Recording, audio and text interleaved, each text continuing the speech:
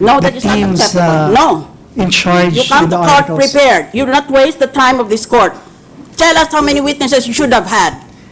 Can you give me a few minutes so that I can Yes, consult with the team I leaders? will Each request the article, majority Your leader Honors. to take up this request sometime during the appropriate period of these proceedings. And defense counsel, please, how many witnesses? We are prepared, Your Honor, to present 15 witnesses, Your Honor. In all, in total? Yes, Your Honor. Yes, Your Honor. And how many documents are intended to be presented by the prosecution? May I know? Yeah, if it's for the entire proceeding, Your Honors, I have to consult the team leaders as well. Defense counsel? We have already marked, Your Honor, 23 documentary evidence. In addition thereto, we will have no less than 25 documents in order to wind up our presentation of our documentary exhibits, Your Honor.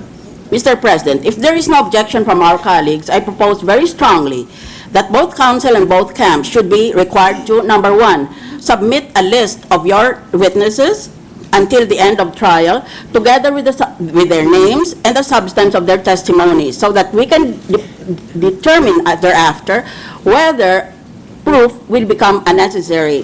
For example, we can stipulate that certain witnesses will merely corroborate, or that certain documents can be admitted without authentication because the person is already present in court.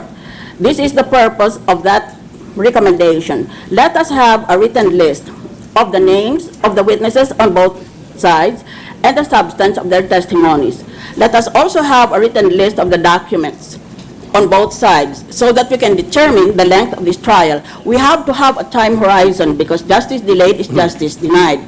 If there is no objection from my colleagues, kindly consider that you have been so instructed and submit these materials within the week. Let us say within 3 days from today. Is that a motion by the lady senator? If it is necessary, if there is no objection, then it is the consensus of this court. Is there any objection from let me first, to be fair, is there any comment from either the prosecution or the defense? On the part of the defense, if Your Honor, please, we will obey or follow as suggested, Your Honor. How about the prosecution?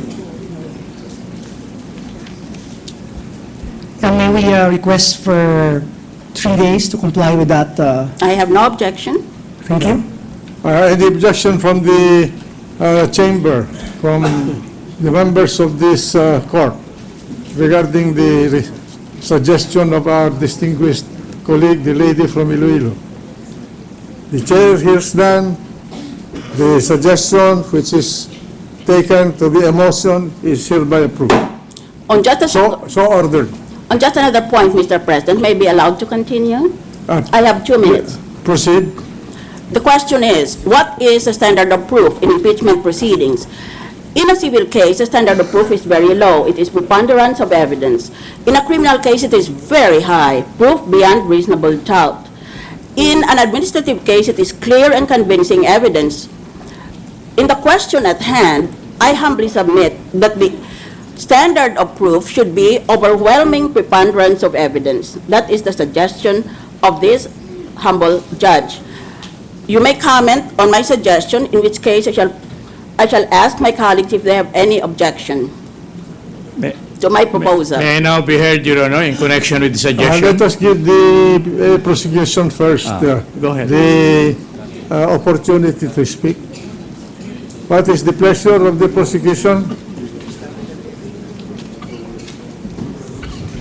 May I request the lady senator to please state the level or standard of evidence needed, suggested?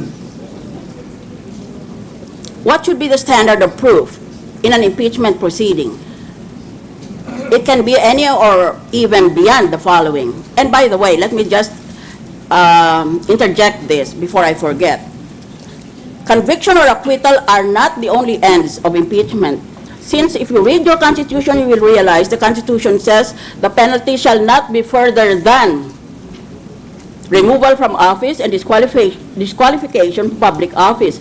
Therefore, the Constitution allows implicitly that any other penalty below removal, and disqualification is allowed. These proceedings, therefore, can result maybe in a censure or a reprimand, not necessarily in a judgment of conviction or acquittal. Now may I have the comments of two counsel on what should be the standard of proof. For the prosecution, Your Honors, the impeachment proceeding is akin to an administrative disciplinary action, wherein the penalty is, could be removal from office and disqualification. So what should be the And to standard? that, because of that, Your Honors, the standard should be substantial evidence. Substantial evidence. And counsel for the defense. On the part of the defense, Your Honor, it is our humble submission that the proof necessary for conviction in an impeachment case should be proof beyond reasonable doubt. Allow me to explain, Your Honor. You will note that in criminal cases, Your Honor, even in a simple case of libel, serious physical injury, or merely malicious mischief, the required quantum of evidence is proof beyond reasonable doubt. And yet, the penalty may not exceed 6 months, Your Honor. Now, why will there be a lesser quantum of evidence required in cases of conviction in connection with impeachment case, Your Honor, where the penalty is very severe? It is not merely equivalent to reclusion perpetua, it is practically a death sentence, Your Honor. When it speaks of disqualification from public office, that is a perpetual absolute disqualification. It is not temporary. It is not in the nature of simple disqualification. So I would submit, Your Honor, that to do justice to the respondent, not only in this case, but in all other cases, the proof required must be proof beyond reasonable doubt. Secondly, you will note, and you will probably agree with me, that very few high officials are subjected to impeachment proceedings by way of removal. They are the highest official of the land. The President, the Vice President, the Justices of the Supreme Court, the members of the Constitutional Commission, and the Ombudsman, Your Honor. They are not ordinary officials.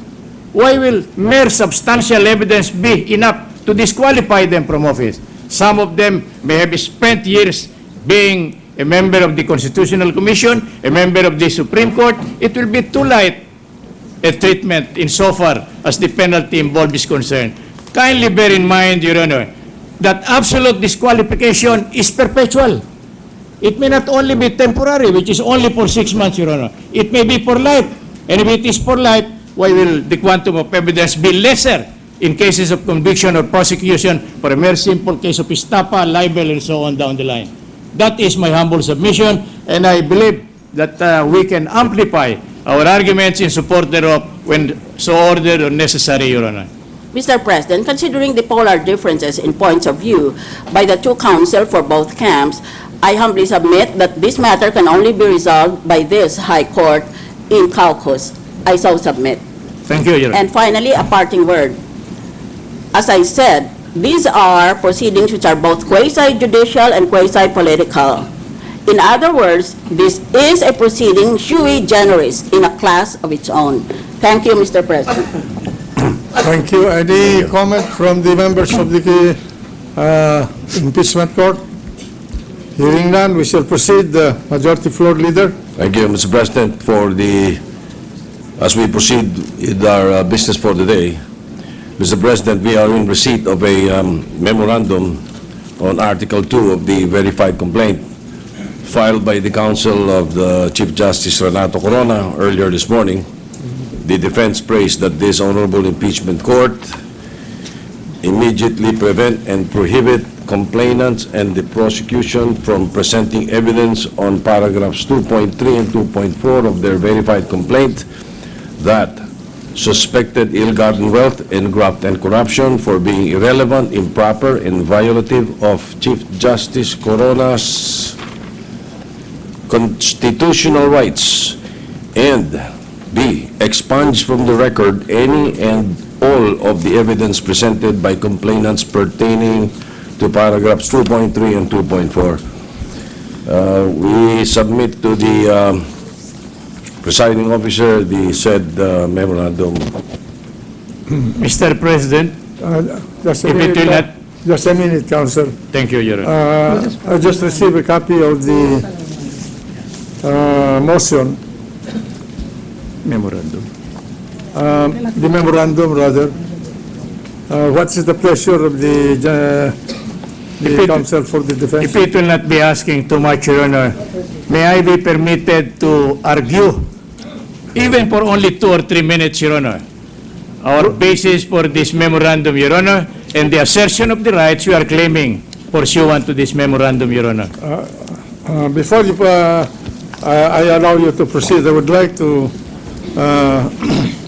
remind everybody that this was requested or ordered by the presiding officer in view of the issues raised by the defense in connection with the allegations of facts under Article 2 of the Articles of Impeachment,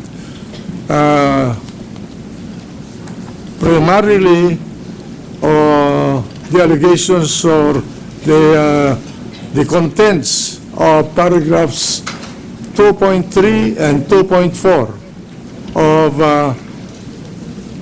Article 2 of the Articles of Impeachment. And in view of the gravity of the argument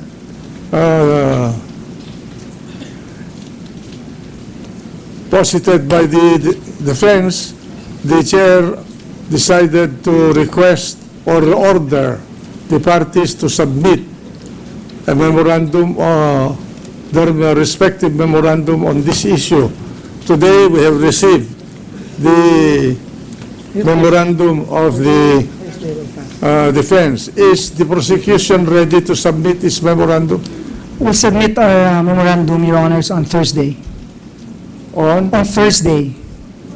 I think that is too long. We are being delayed in our proceedings. Then we'll submit it Would tomorrow. 24 hours be Yes. enough?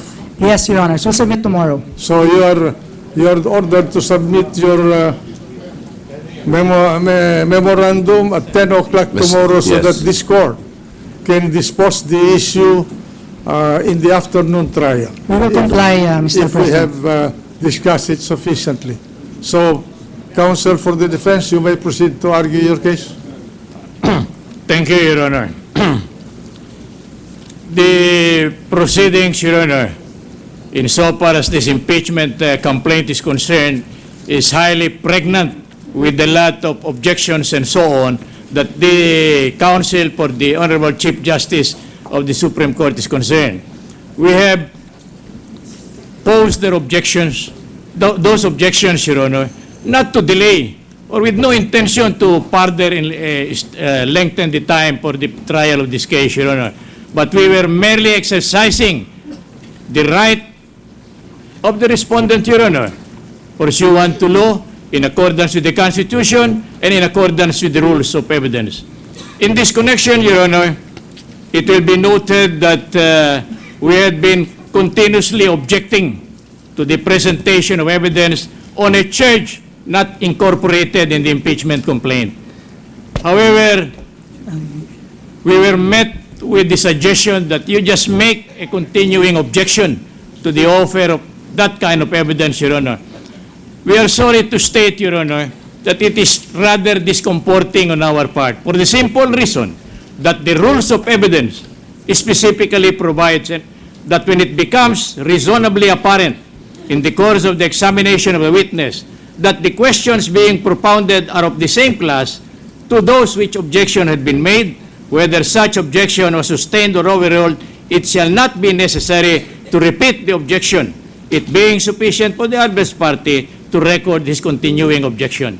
I would like to believe, Your Honor, and there are jurisprudence to the effect that this particular rule of evidence applies only to testimonial evidence and not to documentary evidence. The reason being that insofar as testimonial evidence is concerned, the moment the witness is called on the stand, the offer starts, Your Honor. So the objection can be raised anytime, the moment the witness is on the stand. This is not so, Your Honor, in connection or in relation to documentary evidence. So much so that when there was mention about the psalm of the Chief Justice of the Supreme Court, we were vehemently objecting. Not that we are worried, not that we are afraid, But it is not the proper time, Your Honor. Secondly,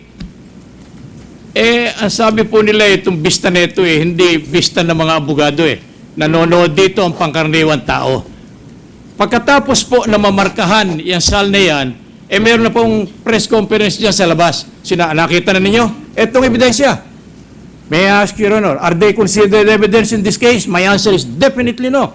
Because the stage of offering documentary exhibits are the following. First, there must be identification. Second, there must be marking. And third, there must be a formal offer. Now, everybody will agree with me that there is no offer yet. How can this be considered evidence? But they are saying, itong ebidensya, maraming property yan, and so forth, guilty yan, and so on. That is not true, Your Honor. That is a falsification of facts and jurisprudence on the point, Your Honor. Because they may not be able to offer this anymore. And the offer, Your Honor, it may be rejected or overruled.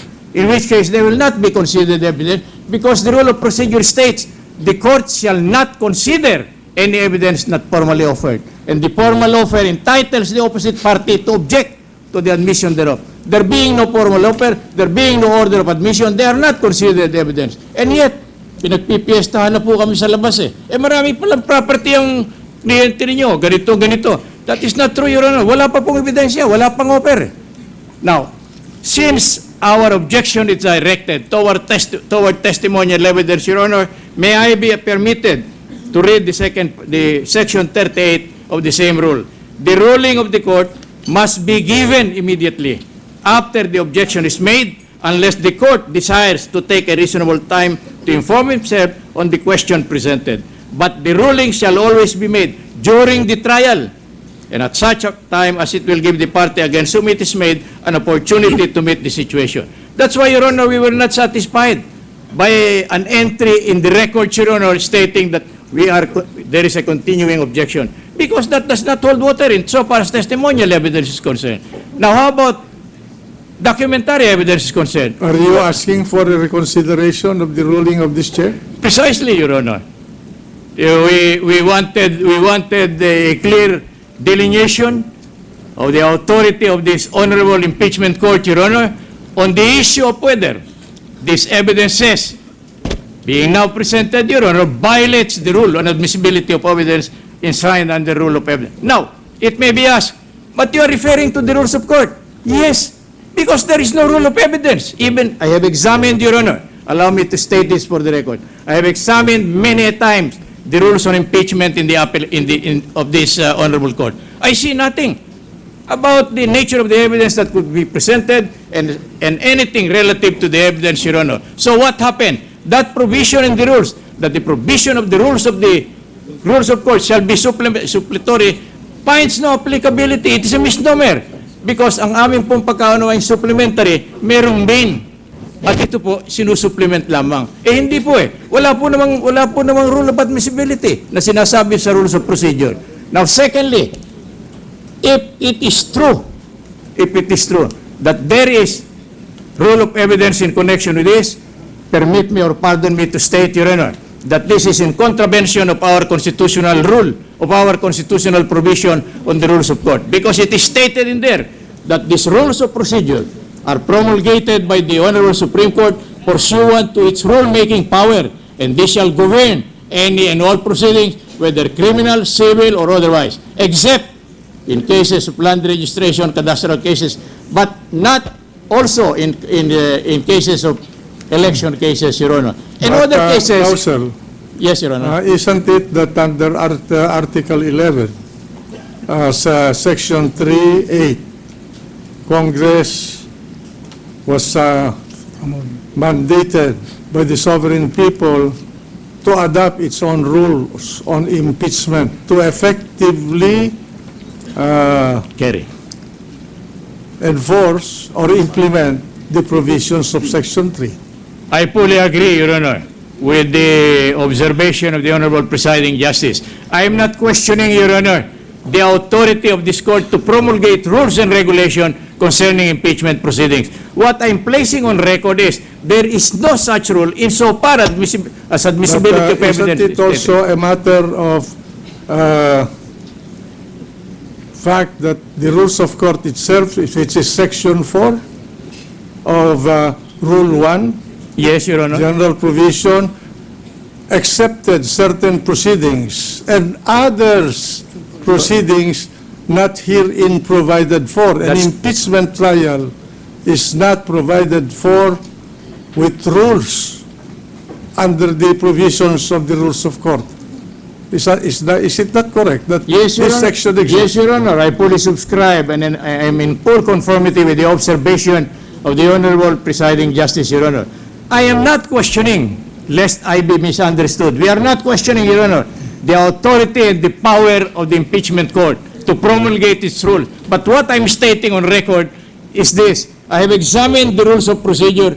I found no provision relative to admissibility of evidence, the nature thereof, the time of presentation. That is my that point, is Your Honor. correct. Counsel, you are correct.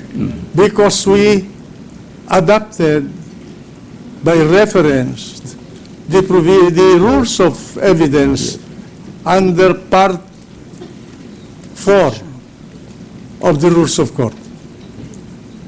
And that's why we made it as a part of Rule 6 Right.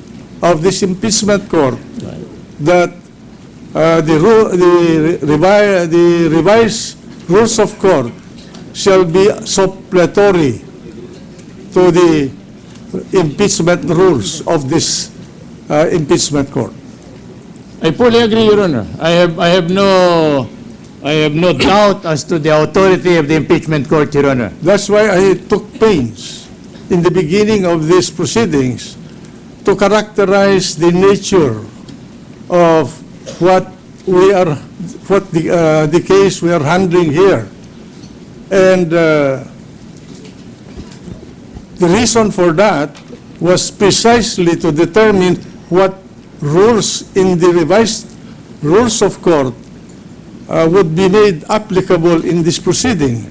And in my humble opinion, and the humble opinion of this presiding chair, is that only the rules on criminal procedure and the rules of evidence will be supplementary to the rules on impeachment adopted and published and promulgated by this impeachment court. I fully agree, Your Honor. As I have stated a while ago, with due permission of the Honorable Presiding Justice, Proceed. I have no quarrel with this provision, Your Honor. But allow me, Just a minute, Counsel, with your indulgence. If you remember, when I made the ruling for your continuing objection, I imagine that precisely you would register your continuing objections to that line of questioning without having to repeat them orally. that's correct, Your Honor, but only insofar as the testimonial aspect of the Yes, of the correct. evidence concerned, not the documentary exhibit. And yet, you will probably agree with me that there are exhibits already being marked, and so this is not covered by the reservation, Your Honor. And I'm sorry, Your Honor. I'm sorry, I had to interrupt you, but if you recall, and I would like to appeal to the records, I precisely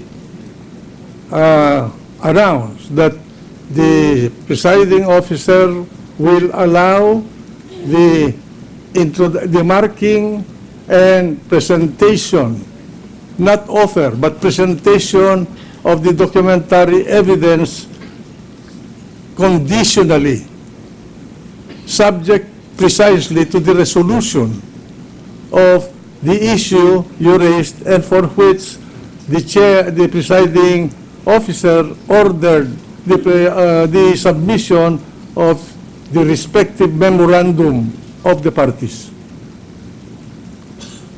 So proceed. Thank you, Your Honor. Now, you will probably agree with me that enshrined in our Constitution is a provision to the effect that the Supreme Court or judicial arm of the government shall have the power to issue rules and regulations concerning pleadings, evidence, and so on.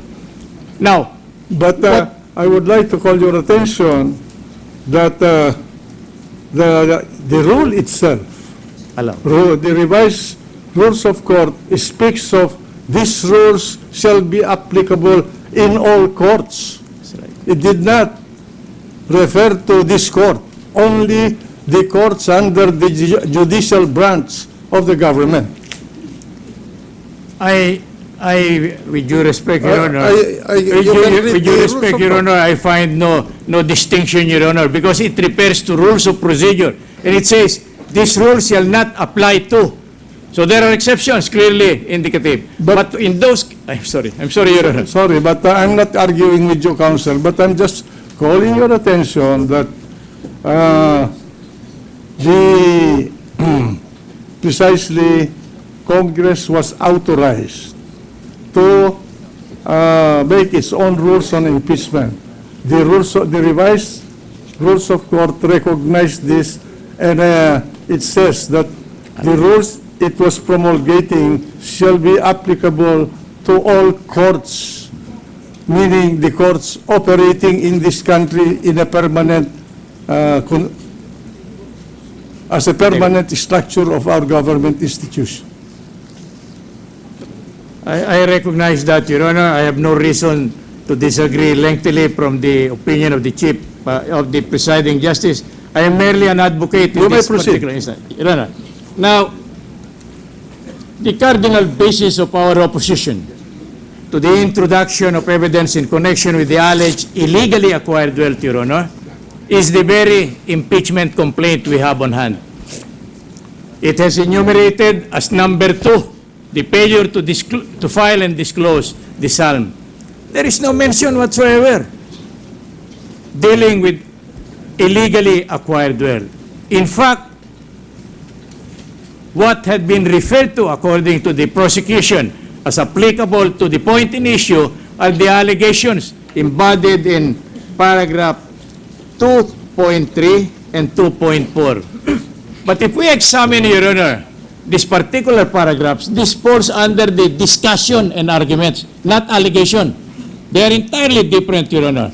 May I be permitted to go a little further? Proceed. 2.3, Your Honor, states, it is also reported that some of the properties of the respondent are not included in his declaration of his assets, liabilities, and net worth in violation of the anti-graft and corrupt practices. Second, 2.4, respondent is likewise suspected and accused of having accumulated ill-gotten wealth, acquiring assets of high values, and keeping bank accounts with huge deposit.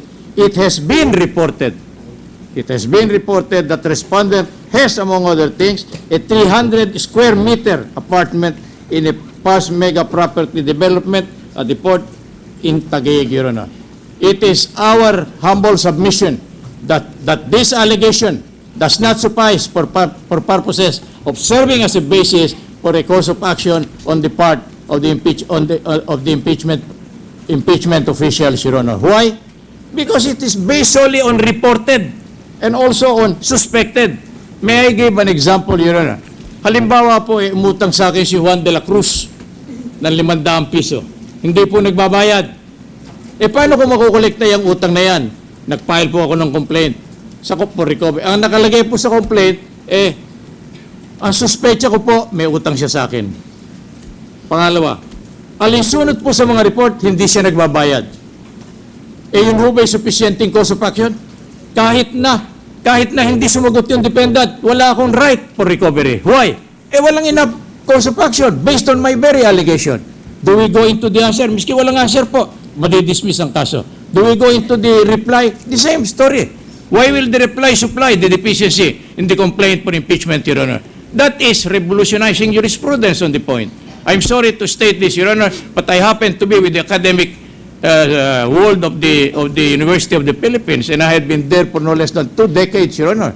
Now, question, on the basis thereof, how do we determine then whether there is a cause of action or not? The ruling is, based on the allegation, without any evidence whatsoever, can a valid judgment be rendered in favor of the plaintiff on the basis of the allegation? The answer is no. And even if there is a decision, it will be null and void because of the violation of due process. Now, let me illustrate a criminal case. Nadukutan po si Juan de la Cruz. So it could be robbery, snatching, or whatever it is, or slight physical injury. Maaari ho bang sa information na ipapile ng piskal ilagay niya, alisunod sa balita namin, na suspecha ko, ikaw ang dumukot o ganito. Hindi po tatayo yan. It will not stand the test of judicial scrutiny, Your Honor. And if do, it will be violative of the constitutional right of the accused against the presumption of innocence. I have delivered my speech, Your Honor. I am very thankful to this august body, Your Honor. Thank you very much, Your Honor. Thank you, Counsel. Thank you. Is the panel prepared to respond? Yes, Mr. President, can I just be given time to briefly respond to Proceed. The only issue here, Mr. President, Your Honors, is that whether the allegation of ill-gotten wealth by the respondent is alleged in the complaint.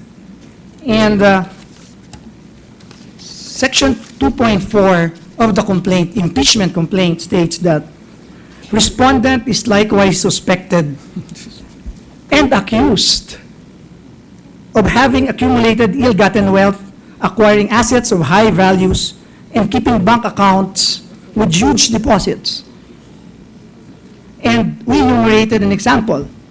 Among others, the 300 square meter apartment in a posh Mega World property development at the Fort in Taguig. What is the test, Your Honors? Whether the allegation is sufficient in the complaint. The test is simply, as was stated in a particular case in 1960, Abbey versus Foster Wheeler Corporation. The allegation is sufficient if it contains sufficient notice of the cause of action, even if the allegations may be vague or indefinite. In other words, the allegation in the complaint is sufficient if it informs the respondent of the accusations against him. Sa madaling salita po, kung naiintindihan ng respondent na inaakusa siya ng, for example, ang accusation dito na nagnakaw siya at merong ill-gotten wealth, kung naiintindihan niya yon, then it would be sufficient.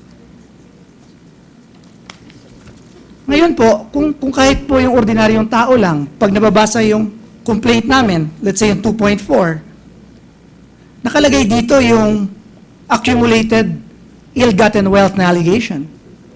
And naiintindihan ko yun ng ordinaryong tao na merong accusation na ng ill-gotten wealth.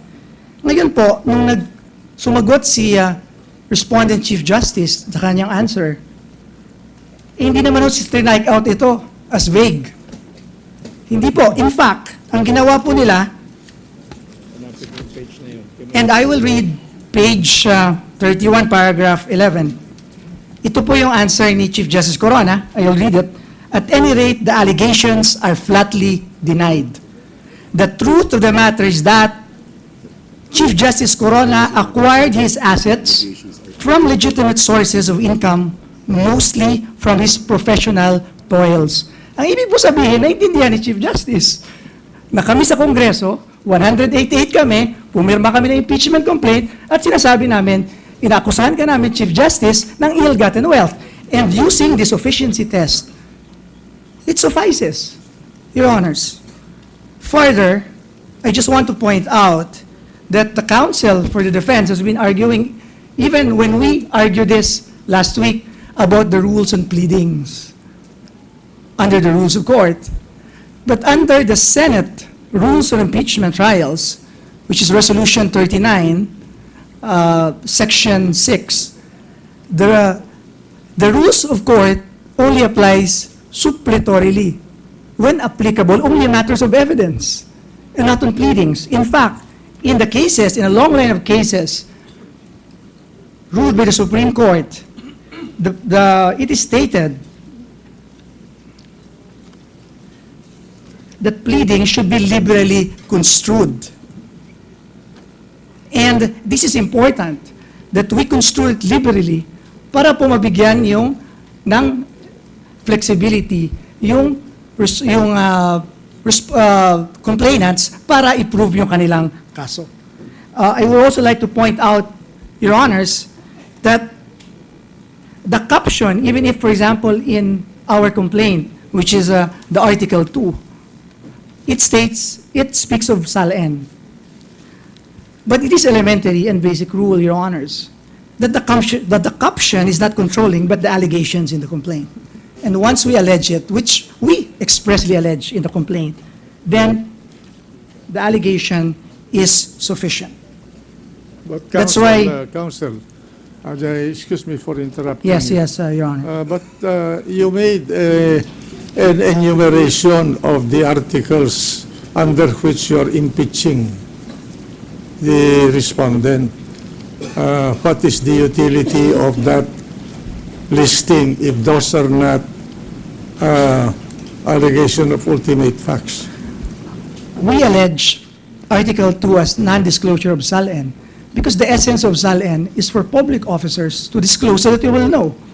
Will know the assets, will know the liabilities, and will know the net worth.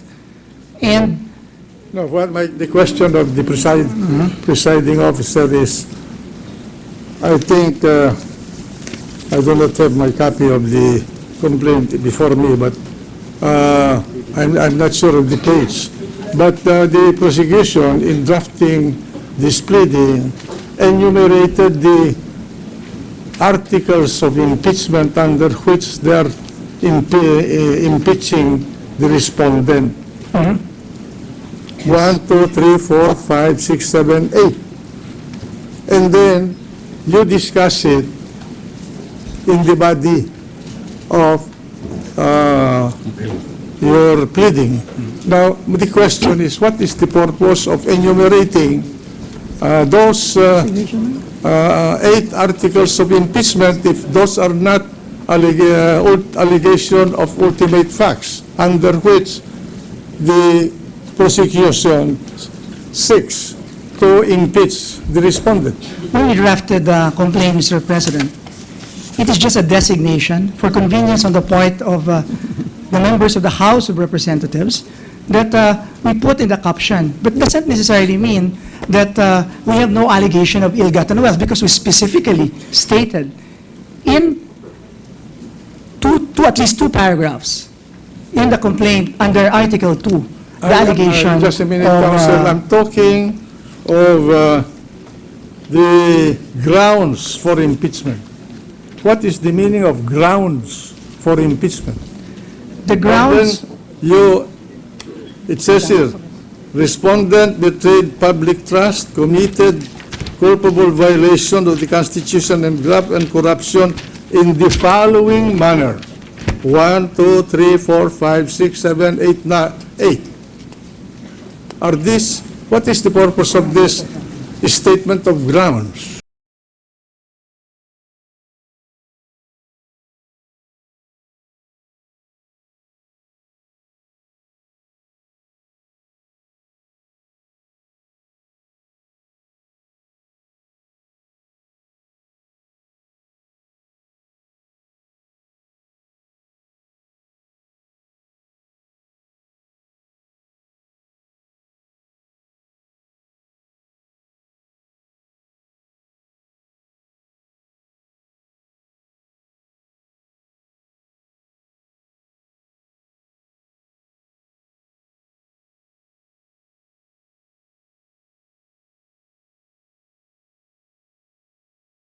Article 2, respondent committed, this is committed means an act, committed culpable violation of the Constitution and or betrayal of public trust when he failed to disclose to the public his statement of assets, liabilities, and net worth as required under Section 17, Article 11 of the 1987 Constitution. Very specific.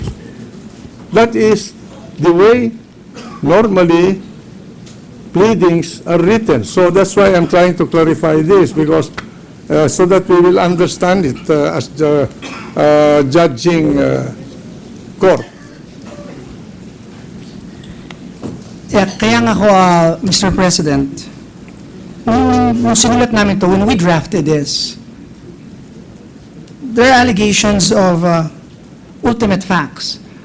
But in Article 2, it should be taken together with the allegations in the paragraphs contained in Article 2. At kasama na nga po doon yung ill-gotten wealth, which we expressly allege doon sa Article 2. Precisely, the problem is that this was expanded in the discussion. So we are at the quandary how to, in fact, we are at the quandary as to how to treat this article. So that's why I want you to explain it, so that the public and the respondent will understand, because he's entitled to be informed of the charges against him. But I think, Mr. President, when the respondent answered, he was able to understand that we are accusing respondent of amassing ill-gotten wealth. Under Article 2, to us, Mr. President, the allegations of non-disclosure together with the allegation of ill-gotten wealth should be taken together. And it forms part of one article, which is now Article 2.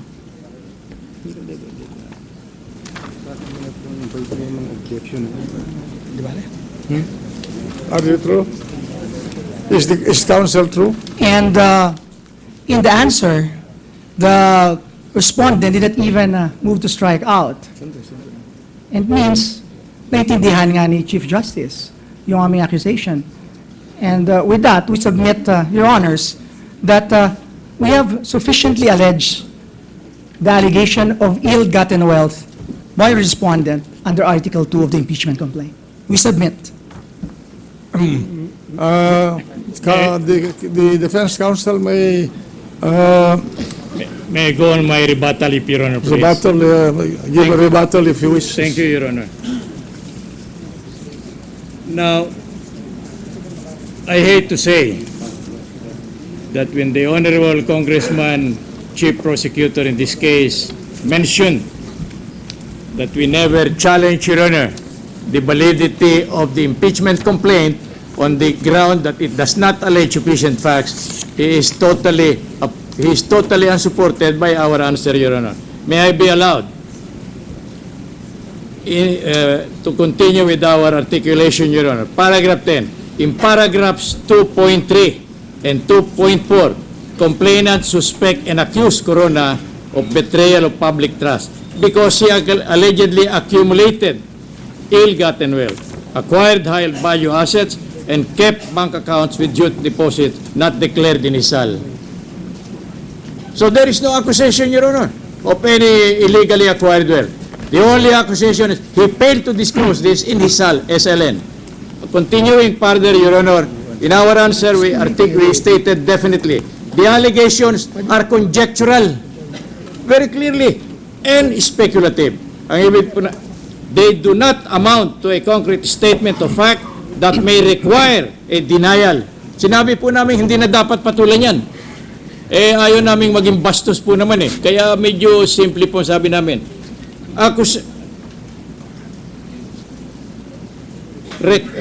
The allegations are conjectural and speculative. They do not amount to a concrete statement of fact that may require a denial. Accusations in general terms, such as those, have no place in pleadings, Your Honor, as they bring only hearsay and rumor into the body of the evidence involved. At any rate, the allegations are flatly denied. The truth of the matter is that then we went explaining, Your Honor. Now, are we precluded from questioning the validity and the accuracy and the correctness of the impeachment complaint? The answer is no. We took an issue with the prosecution in this particular matter, Your Honor. Secondly, they say, naintindihan naman yan ni Justice Corona miski ba nung ilagay nyo, di maintindihan namin. Hindi yun ang pag-uusap. Hindi ang pag-uusap kung naintindihan. Ang tanong sinunod ba nyo ang requirement ng pleadings? Kung hindi ninyo sinunod, kahit naintindihan, nilalabag ninyo ang karapatan ni Justice Corona sa tinatawag na due process. It is not the answer. It is not the rejoinder that determines the existence of an impeachable offense, Your Honor. Now, secondly, Your Honor, if we examine the jurisprudence on the point, it is not a question of insufficiency of allegation. We do not agree. We take issue with them that it is only a case of insufficient allegation because the doctrine of the point in the case of Marcelo versus Sandigan Bayan, our Honorable Supreme Court stated that every pleading should contain in a methodical and logical form a plain, concise, and direct statement on the ultimate fact on which the party pleading relies for his claim of defense. Sinabi ninyo, ninakaw. Paano pininakaw? Hindi ba yun a conclusion of fact? That's not a statement of fact. Sinabi mo, magnanakaw si Chief Justice Corona. Is that a statement of fact? That is a conclusion of fact. But what is the basis? That is precisely what was omitted in this particular impeachment complaint, Your Honor. Hence, the situation is as though there is no correct allegation.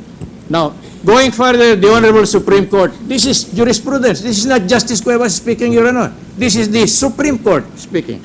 In view of the absence of specific averments in the republic's complaint, the same is defective, or it present no basis upon which the court should act, or for the defendant to meet with an intelligent answer.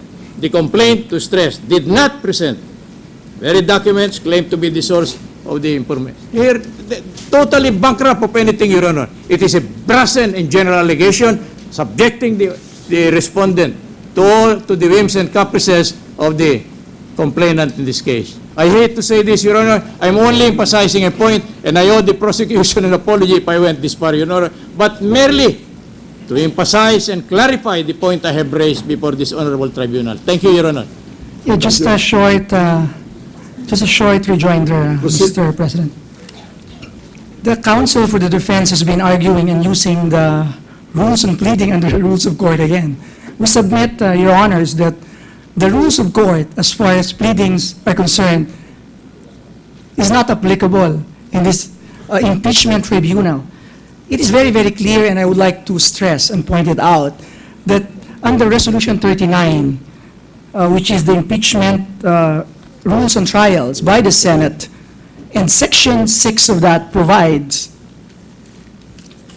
that the rules of court suppletorily applies whenever applicable, but only on matters of evidence and not pleadings. In fact, what should be applied here are jurisprudence, Your Honors, and it is very clear that pleadings must be liberally construed so that the litigants can have ample opportunity to prove their claims, as was held in the Cometa versus CA 1999 case, and a long line of cases decided by the Supreme Court. Your Honors, the defense filed a motion to dismiss at the beginning of this trial with respect to verification. They never filed, no filing of any motion to dismiss with respect to the allegation of ill-gotten wealth. And we consider this as a waiver. Waiver in the sense that the respondent understood what is ill-gotten wealth. If an ordinary layman can understand what is an accusation of ill-gotten wealth, with more reason if you are the Chief Justice of the Supreme Court. So we submit, Mr. President and the honorable members of the Senate.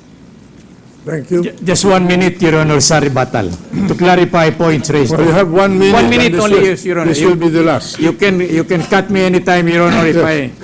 Now, he mentioned a jurisprudence to the effect that allegedly the court shall be liberal in interpreting pleadings, Your Honor. That is correct. If there is merely vagueness, kung hindi po maliwanag, kung hindi ko kaduda-duda po. Pero ang pangyayari dito, hindi lang vagueness, walang allegation with respect to illegally acquired. Wala. Kaya sabi ng husgado, kung walang ganyan, walang impeachment complaint, and therefore, the entire proceedings shall be declared nullity. Thank you, Your Honor. Thank you. Any comment for the lady senator from Iloilo? Mr. President, may I beg, please, that I should be called the lady senator because it sounds to me like the baby senator. The gentle woman senator from Iloilo. Opo. The rules of court, we do not need jurisprudence by the Supreme Court on whether we should be liberal or highly technical or very strict.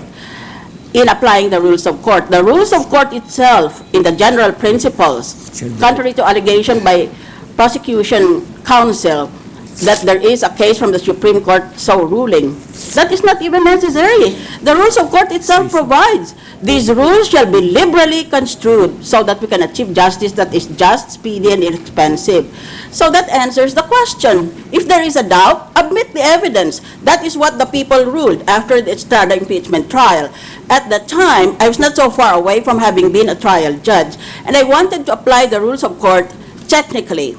The rules of court provide that evidence in court cannot be admitted unless it is relevant to an allegation in the complaint itself. That is the so-called ultimate fact.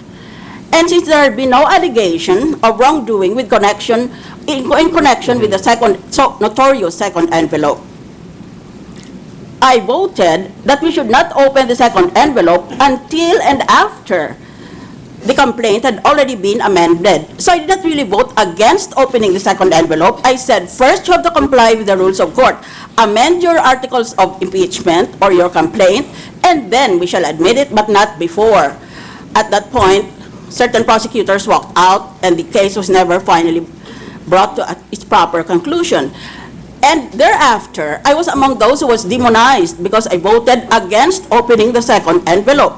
Dahil ang paniwala ng taong bayan ay, kung ayaw namin buksan pala yung so-called second envelope na yan, may tinatago kami. Bandang huli, nabuksan. Wala naman palang incriminatory to the accused. So the suspicions against us proved to be unfounded, and in effect were validated by time. But it was a very painful experience that you would go around in public and people would shout incriminations against us because sa tingin ng tao, ayaw namin buksan ang ebidensya at natural, nagsuspetso sila, may tinatago. Kaya ang aking attitude ngayon ay ganito. Should the specific provision by the rules of court that the rules shall be liberally construed be overcome by a technical rule of procedure that you find somewhere in the middle of the rules of court? My proposed answer is no. Dahil magsususpetsa na naman ang publiko, may tinatago tayo. The main reason why there is a rule of this nature is because you have to give due notice to the other party of what you are charging him. Eh kung bigla ka na nga lang magdala-dala ng ebidensya na hindi niya alam, ipresenta mo pala na konektado doon sa iyong complaint, di wala nga siya namang panahon maghanda ng kanyang pagtanggol sa sarili niya. He will not have the time. So since we already know that prosecution intend to call to the stand the Commissioner of Internal Revenue to produce certain income tax returns, I respectfully propose that there is already sufficient notice being given to the defendant. He should therefore place himself on notice and prepare his defense. This not being sprung at him overnight. So if let us say, we give 3 days from now for preparation, there should be no more argument about whether he should admit evidence or not. In this kind of proceeding, which is televised throughout our archipelago, the more evidence we admit, the more the people will believe that our decision has been fair. Kasi ang itatanong niya ay, anong tinatago ninyo? Bakit ang dami niyang sinasabi tungkol sa mga teknikalidad na ito? We are not interested in these technicalities by the court, by the Supreme Court. Malay namin kung ano yun, kung totoo yun, o kung tama ang English mo. So, let us give then the defendant time, maybe 3 days, before we call the Commissioner of Internal Revenue, but by all means, let us call her. Let us see what she has in her hands. Thank you. Thank you. Anything else? Let's proceed with the case. So, what's the pleasure of the prosecution? Yeah, we are ready to call our witness, but Mr. Senate President, we just want to raise a fundamental issue. So if you can just give us 2 minutes, we will raise this issue which affects the presentation of our evidence. You have 2 minutes. Proceed. Magsalita kung ano gusto niya. Mr. President, The majority floor leader. my attention is being called by the members of the impeachment court about the agreement and the ruling earlier of the chair that the prosecution be given time until 10 o'clock tomorrow morning to submit their answer to the memorandum. I was going to call his attention to that, but I did not want to interrupt him, so I'm sorry, Mr. so President. I gave him 2 minutes to make a statement. Proceed, Counsel.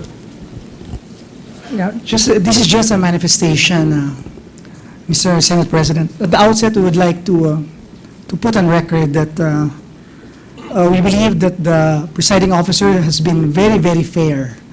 And in handling the proceeding, especially the past few days, the presiding officer has been handling it like a real true statesman. We just want to, nevertheless, Mr. President, we just want to call the attention of the Senate President and the members of this honorable tribunal on the fundamental issue on how the proceeding is being conducted.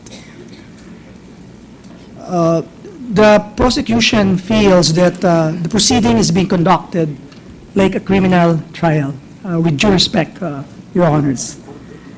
And it is the belief of the prosecution that this is more of a question of policy than technical and legal.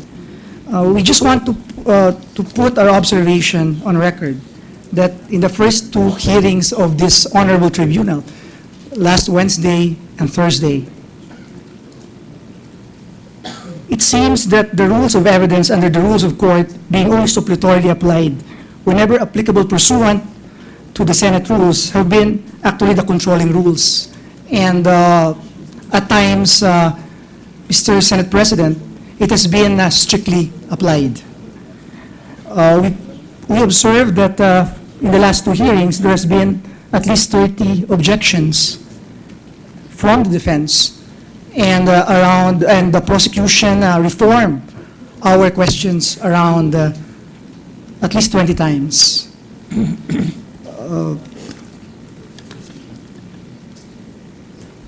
Our feeling here, Mr. President, is that the Senate is acting like an ordinary court.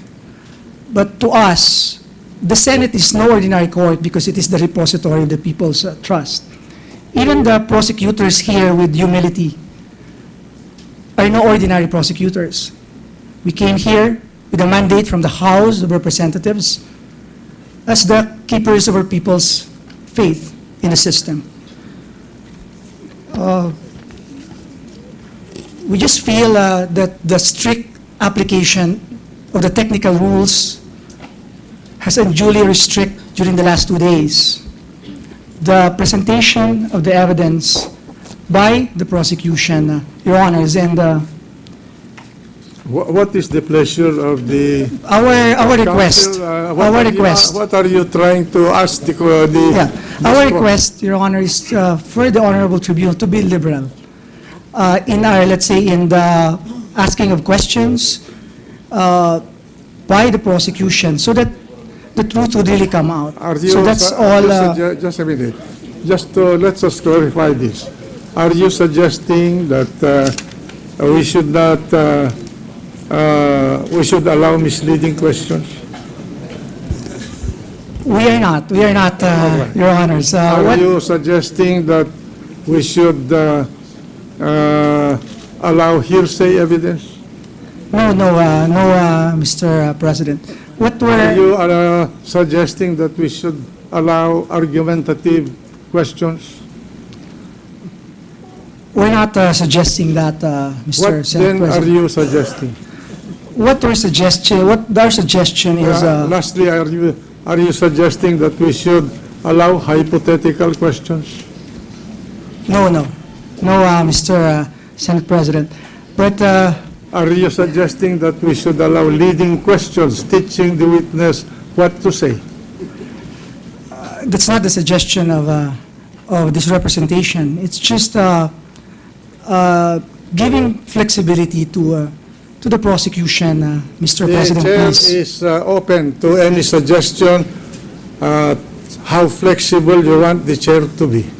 No, it's just a matter of flexibility on our part to elicit the truth from witnesses without, of course, sacrificing the due process accorded to the defense. Because, Your Honors, this is, I must be candid with you, Your Honor, that I assumed, given the time from the transmission of the articles of impeachment to this court, up to the time that we notified you to appear before this court on a day certain and time certain for the first session of this court, there was enough time to assemble and marshal your evidence for each of the articles of impeachment.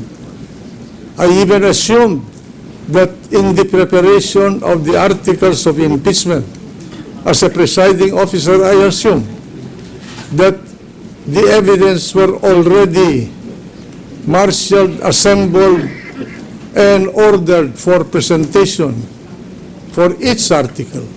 And that is why I assumed also that those were the basis of the preparation of the articles of impeachment. And that is why I thought that I would conduct the proceeding in a manner that will satisfy the right of the respondent to a speedy trial. Because that's the mandate of the Constitution. So, if you want me to relax the rules, then tell me how I must do it and to what extent that I must relax the rules. we are for a speedy trial, Mr. President, Your Honors. We respect the rights of the accused to due process, or here, in this case, the respondent. So what we're saying is just a little flexibility to ask our questions, to elicit the truth. Are you suggesting that we should relax the best evidence rule?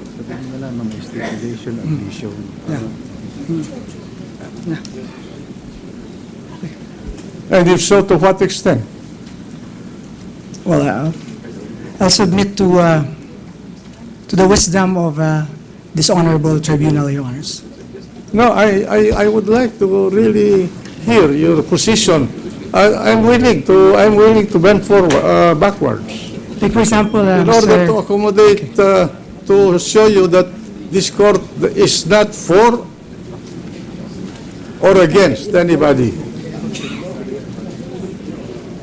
But I must conduct this proceeding in an orderly manner. And the only way by which I can do that is to have some rules. And the only rules available for us as a tool for that purpose is an ancient rule tested by time in many, many trials around the world. And these are the rules of evidence. The tradition of our profession is such that we live by these rules of evidence if you live in the courtroom as a trial lawyer. we submit, Your Honor. That's all. The gentleman from Taguig. Magandang hapon, Mr. Presiding Officer. Sir Presiding Officer, alam po natin, hindi lang po sa atin bansa tinanong ang mga pinag-uusapan natin ngayon. Well taken po yung sinasabi ng prosecution. Naintindihan ko po at trabaho ng depensa, yung mga karapatan, basic human rights, basic constitutional rights, due process ng ating kagalang-galang na Chief Justice. Extraordinary po kasi itong impeachment eh. So, even in modern or countries that have a longer history of constitutional law, like the United States of America, at ngayon po sa Latin America, ilang beses nang ginagamit din ang impeachment, and it is replacing the usual coup d'etat as a form of constitutional check and balance. Kahit sa Amerika po, yung mga tinatanong natin, ay tinanong din nila. If I may quote from a law professor, Michael Gerhardt, who was also quoting from one of the authorities on impeachment na si Charles Black. Sabi niya sa Amerika nung impeachment ni President Clinton na